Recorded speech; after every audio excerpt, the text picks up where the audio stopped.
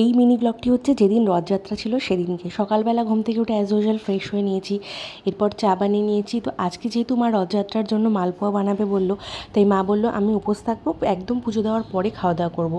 আর এখানে আমি তাই সকালে ব্রেকফাস্টের জন্য বানিয়ে নিয়েছিলাম উপমা, যার মধ্যে একটু বেশি করে বাদাম দিয়েছি, আমার বেশ ভালো লাগে।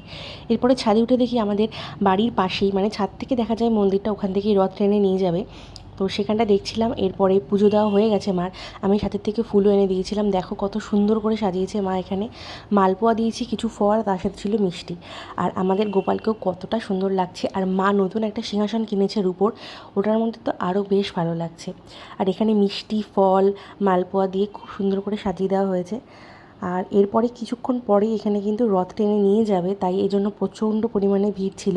তাই আমরা গলির মোড়ে চলে গেছিলাম, সবাই এখান থেকে রথ টেনে নিয়ে যাচ্ছিলো বলে। রথের দড়িটাও ধরেছি অনেক দিন পরে। আর এখান থেকে কলা পেয়েছি, লটকা, এগুলো সব পেয়েছি, তো খুবই ভালো লাগছিলো।